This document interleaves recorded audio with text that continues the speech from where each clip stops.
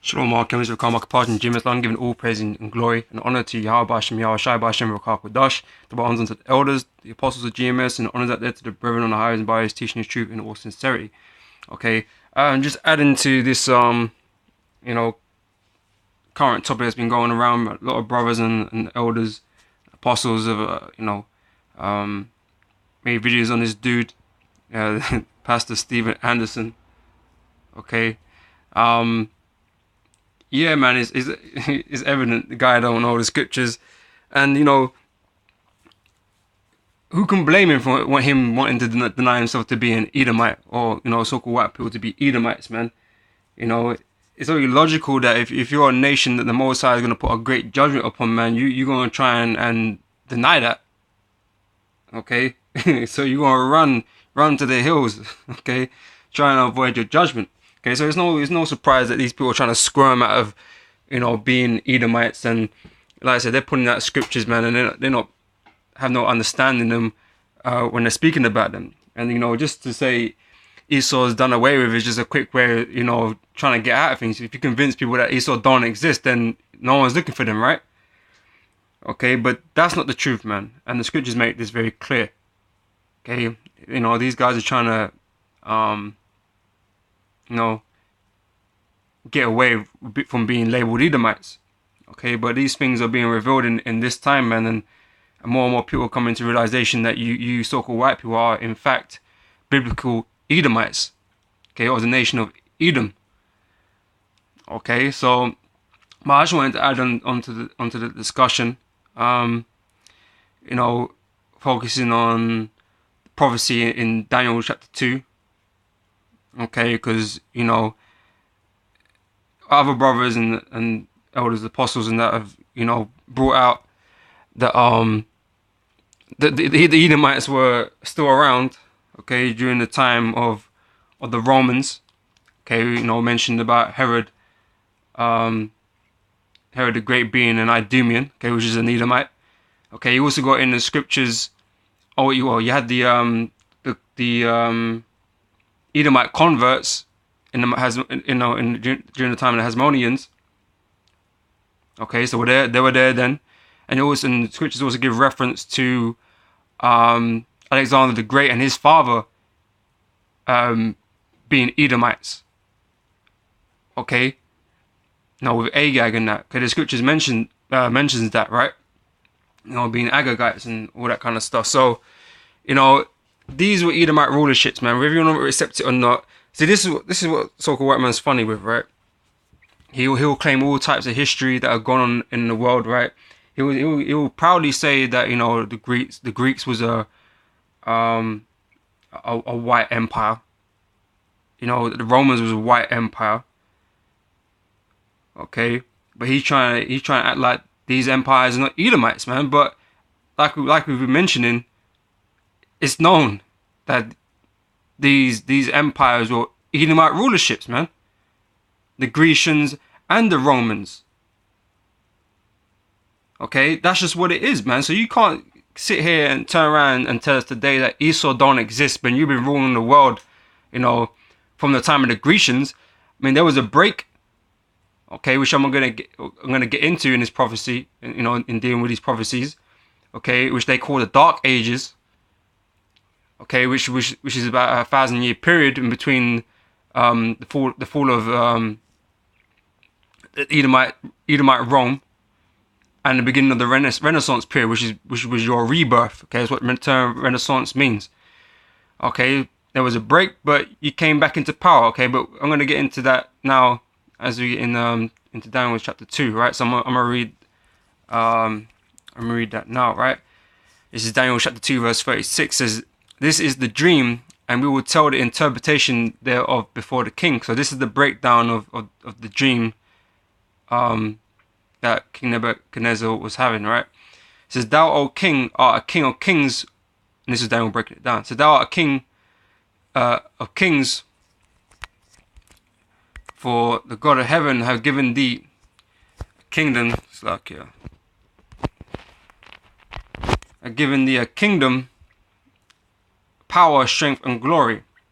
And wheresoever the children of men dwell, the beasts of the field and the fowls of the heaven have he given into thine hand, and I made thee ruler over them all. Thou art this head of gold. Okay, so this is the prophecy about the statue, right? That was in the dream. Okay, made up of different metals, which represents rulerships. Okay, the beginning of that statue was gold. Okay, which represented Nebuchadnezzar. Okay, the Babylonian Empire, right? Says that, and after thee shall arise another kingdom inferior to thee. Okay, which would have been the Persian Media Empire. Okay, the Persians, right? And another third kingdom of brass, which shall bear rule over all the earth. Okay, which represents Grecia. Okay, the Greek Empire, right, under Alexander. Okay, and you know his generals after him. Okay. So, and the fourth kingdom shall be as strong as iron. Okay, now this kingdom of iron is technically the last kingdom. Okay, as we're going to read on, right? And the kingdom that came after the Grecians, which we all know was Rome. Okay, but you know, they are made up of the same elements. They were of the same cloth as the Grecians. Okay, all right, they're from the same Edomite family. Okay, going back to Esau, right? It says, whereas thou, and the fourth kingdom shall be strong as iron, for as much as iron breaketh in pieces and subdueth all things, and as iron that breaketh all these shall it break in pieces and bruise. And whereas thou sawest the feet and toes, okay, the feet and toes, you know, like the legs are iron, and the feet were iron and part clay. So the iron is part of that clay. Okay, so it's the same rulership, but it's not the same. It's not the same rulership as it once was. Okay, which we're gonna get into in a minute. Okay, so as the toes of the feet were part of iron and part of clay, so the kingdom shall be partly strong and partly broken. Okay, and whereas thou sawest iron mixed with miry clay, they shall mingle themselves with the seed of men, but they shall not cleave unto one another, even as iron is not mixed with clay. And in these days of these kings shall the God of heaven set up a kingdom which shall never be destroyed, and the kingdom shall not be left to other people, but it shall break in pieces and consume all these kingdoms, and it shall stand forever. Okay, which is the kingdom of heaven. Okay, and it mentions it's not going to be left to other people. Okay, this kingdom is for the Israelites. Okay, everybody else is a servant, a slave in the kingdom of heaven. Okay, this kingdom is for the nation of Israel. Okay, you Negroes, Hispanics, and Native Americans who are the true children of the nation of Israel. Okay, not these devils, man. These so-called white devils claiming to be Jews and, you know, Israelites and that. Okay. Now, like I said, the legs were made of irons, and that's the Roman Empire. Okay, so, you know, it's like I said, it's been pointed out that you know the Romans were Edomites. Okay. Now the iron, like I said, goes into the feet. The second, you know, the last part of the statue goes into the feet. Okay, but it's not the same Roman Empire, because we know Rome fell, right? But we know Rome was reincarnated spiritually, okay, into this current kingdom that we're in now. Okay, but before I get to that, I'm gonna get 2nd Ezra chapter 6 verse 7. All right, and it says here, then answered I and said, what shall be the parting asunder of times, or when shall be the end of the first and the beginning of it that followeth? Okay, so Ezra was asking about the end, when the end was going to be. All right, and he said unto me, from Abraham unto Isaac, when Jacob and Esau were born of him. Okay, Jacob's hand held first the heel of Esau, for Esau is the end of the world, and Jacob is the beginning of it that followeth. Okay, that beginning is the kingdom of heaven. Okay, which is under Jacob, under Israel. Okay, Esau is the end of the world. Okay, he is the last ruler on the earth. Okay, so he has to be here. He has to be here. Okay, and like I said, starting from the Greeks, he ruled as the Greeks, and he ruled as the Romans, and now he's ruling in this very last little bit of the kingdom, you know, which is the feet of this statue. Okay, but it's not like how it was before. Okay, so Esau is definitely here, live and well, ruling the world like he was supposed to. Okay, I say that because of his blessing. Okay, and because of prophecy, right? So going to Genesis 27 now, verse 38, it says, And Esau said unto his father, Hast thou but one blessing, my father? Bless me, even me also, O my father. And Esau lifted up his voice and wept. And Isaac his father answered and said unto him, Behold, thy dwelling shall be the fatness of the earth, and of the dew of heaven above, from above.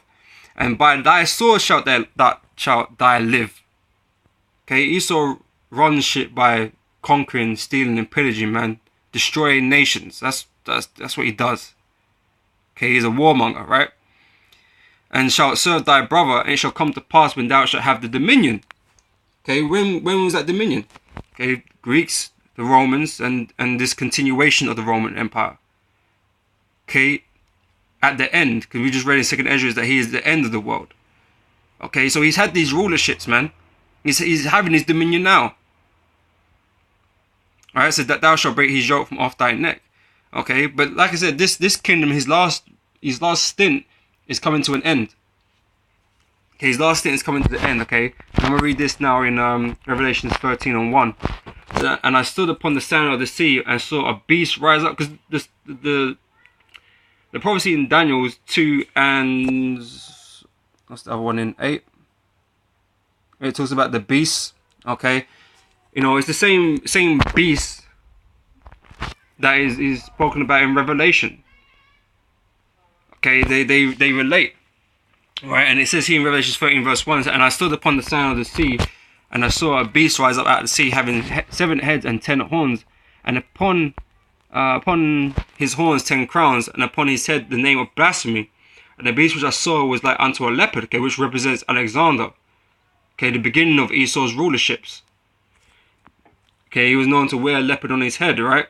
A leopard skin on his head. Leopard head on his head. You know what I'm saying? Okay. What's this doing? Alright. Where was I? So yeah, and the beast which I saw was like unto a leopard, and his feet were as the feet of a bear, okay, which represents the Russian, because this world is going to be the end of Esau's kingdom, okay, which is going to be fought against his own self and the Russians, right, which represents the bear. Persian media, right? Gog and Magog, right? So, and his mouth as the mouth of a lion, and the dragon gave him his power and his seat and great authority. And I saw one of his heads as it were wounded to death. Okay, and this is speaking about the Roman Empire. Okay, because Rome fell. Okay, it fell. Okay, and it got taken over. Okay, and what happened to, you know, got taken over by Jakes. Okay, into the Holy Roman Empire, and then into the Byzantine empires, and you know there was a lot of empires around at the time. There was no solid rulership over the earth. It was all fragmented by, you know, different, you know, smaller empires. You know, you could say. Okay, they were sharing dominion over the earth. Okay, so there wasn't a, you know, an overall ruler over the earth at the time. Okay, but it was Jakes, in which they call the Dark Ages, which funnily enough was about 1,000 years. Okay, which is going to come into my next point. Okay, this is finishing off this one though. It says that I saw one of his heads as if it were wounded to death, and his deadly wound was healed. Okay, it was revived, and all the world wondered after the beast.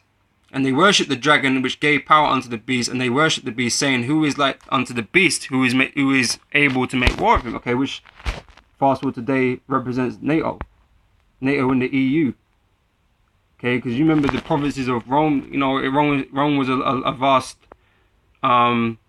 empire, man, and it occupies a lot of the nations that EU and NATO occupies today. Okay.